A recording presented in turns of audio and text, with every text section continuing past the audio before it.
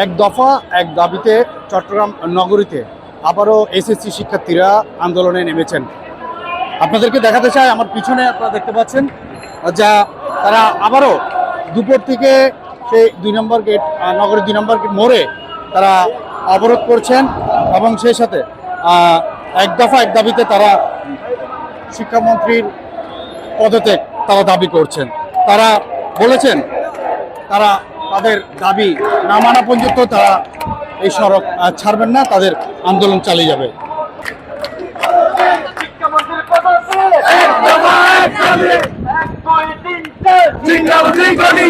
আমি কে তুমি কে বলেছে কে বলেছে 1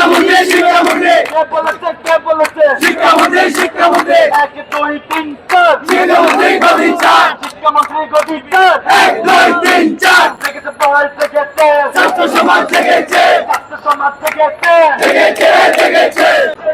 দেখতে পাচ্ছেন আপনারা, তারা তাদের স্লোগান চালিয়ে যাচ্ছে। তারা দুপুর থেকে এখানে অবস্থান করেছেন এবং সেই সাথে তাদের দাবি না মানা পর্যন্ত সেই অবরোধ তারা চালিয়ে যাবে এবং তাদের কর্মসূচি চলবে। আপনারা দেখতে পাচ্ছেন। আর সেই সাথে তীব্র যানজট আসলে আপনাদেরকে দেখাতে চাই।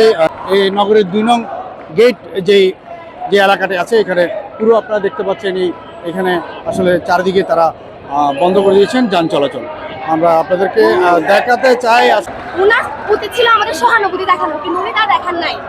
এ দিয়ে কি প্রমাণিত হচ্ছে? উনি শিক্ষামন্ত্রী হওয়ার যোগ্য? অবশ্যই না। তাই আমরা চাই এখন উনি পদত্যাগ করুন। যেহেতু ঢাকায় লং মার্চ করা হয়েছে, এই আন্দোলন চট্টগ্রামে চলবে, অব্যাহত থাকবে। আন্দোলন শিক্ষার্থীর আন্দোলন, এই আন্দোলন আমার আন্দোলন, এই আন্দোলন আপনার আন্দোলন, সেহেতু এই আন্দোলন চলবে। আমাদের শেষ রক্তবিন্দু পর্যন্ত এই আন্দোলন চলবে।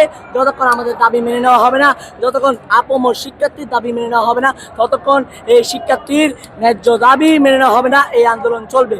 আমরা ইতিমধ্যে ঢাকার মধ্যে যে লং মার্চ দেওয়া হয়ে গেছে, সেই লং মার্চ আমরা সবাই দেখেছি। সেই লং মার্চ অনুযায়ী আমাদের আন্দোলন স্থগিত করার কথা ছিল, কিন্তু আমরা স্থগিত করছি না।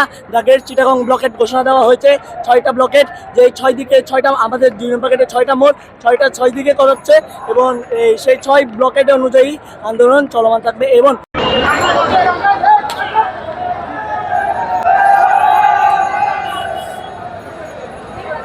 আপনার কথা কি পদত্যাগ করবে?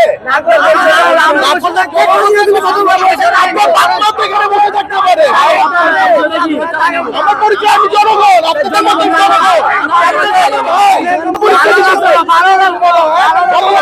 পরীক্ষা দিতেছে এখানে গরম হয়ে 12 লক্ষ। তুমি জানো কয়জন এসেছে?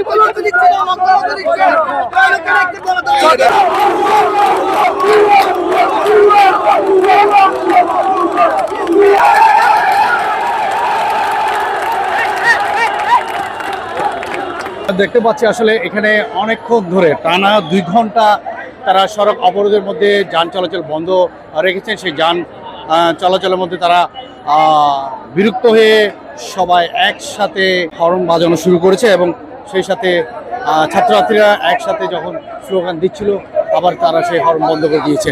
এতক্ষণ আপনাদেরকে জানাচ্ছিলাম আসলে টানা 3 ঘন্টা হয়ে গেল সড়ক অবরোধ আছে, এখনো তাদের দাবি মানা হয়নি। তারা এখনো বলছেন তারা তাদের এক দফা এক দাবি শিক্ষামন্ত্রীর পদত্যাগ, সেটাই তারা না মানলে তারা তাদের সেই অবরোধ এবং সেই কর্মসূচি চলতে থাকবে।